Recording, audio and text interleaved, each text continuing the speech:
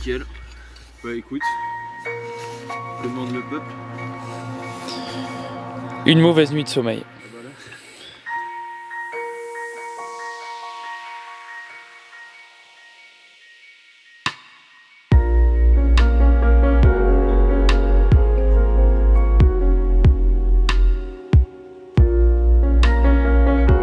C'est pas la première fois que je le fais. Ça m'est arrivé plusieurs fois d'arriver de nuit sur un lac, qui plus est que je connais pas. Alors c'est des contraintes professionnelles, c'est des contraintes personnelles. Mais oui, ça m'est arrivé à plusieurs reprises et je m'étais fait, voilà, comme on le disait, une idée préconçue de cet endroit-là. Et ça n'a fait que renforcer ce sentiment un peu de vallée très encaissée quand je suis arrivé sur l'eau. Tout prend une dimension autre en fait quand on découvre quelque chose par le biais d'une frontale, parce que ça nous permet en fait d'imaginer tout ce qui peut se passer au-delà de cette lumière artificielle. On avait quand même un ciel qui était très dégagé, moi du moins quand je suis arrivé c'était très dégagé. Et pareil, évidemment j'ai pris des points sur Maps, j'ai commencé à regarder un petit peu parce que moi il y avait des secteurs qui me plaisaient particulièrement et on se rend compte, la réalité du terrain fait que par rapport au niveau du lac, par rapport à un tas de facteurs, il y a plein de zones qui ne sont pas possibles que j'ai dû effacer assez rapidement. Mais moi ce qui m'a marqué c'est les pentes. J'étais convaincu qu'il allait y avoir quelques secteurs qui allaient nous laisser un peu de répit. Et au final, je me suis rendu compte, on en a fait le constat tous les deux après, mais il y avait vraiment peu de possibilités pour se poser. On a trouvé un endroit pareil, toujours en essayant de l'appréhender de nuit. Mais oui, il y a toujours un charme et quelque chose de très lugubre là-dedans. C'est assez paradoxal comme sentiment, mais il y a les deux à la fois dans ces moments-là. Et je me suis même surpris aussi parce que fatigue, parce que beaucoup de routes, mais je me suis surpris à me laisser fermer les paupières à un moment sur le bateau. Et quand on les rouvre, c'est assez marquant. Et je pense qu'aussi les souvenirs se forgent dans ces moments-là. Des moments de fatigue justement, des moments avec un peu moins de lucidité, mais qui laissent un peu plus de place à l'émerveillement.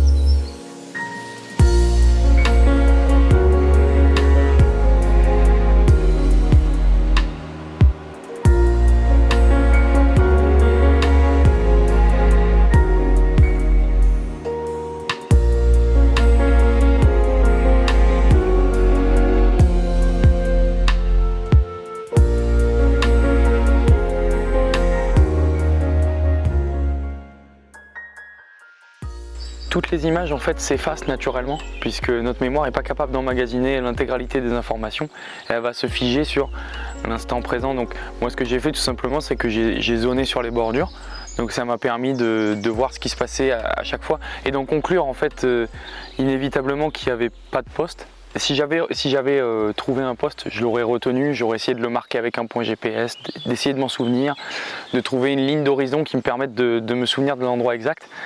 Mais ça n'a pas été le cas.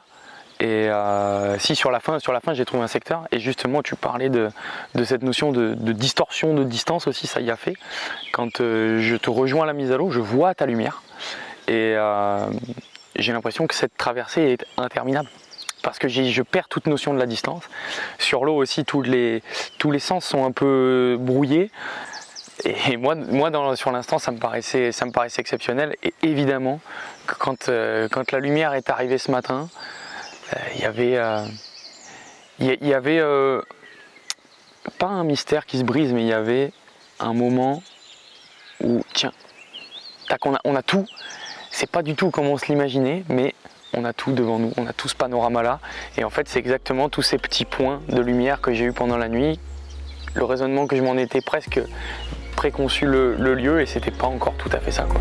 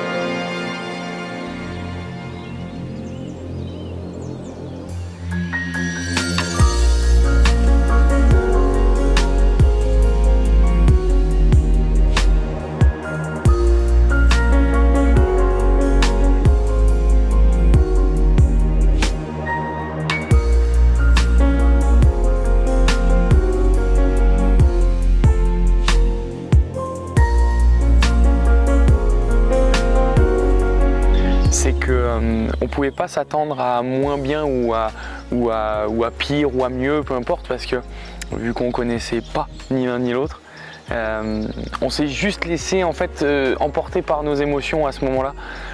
C'est là qu'il n'y a pas eu le moment de se dire oui, évidemment c'est pas comme je l'imaginais, mais c'est pas, il n'y a pas d'autre jugement que c'est là. Et à cet instant-là, on est dedans. Ouais, c'est comme ça que je l'ai vécu du moins.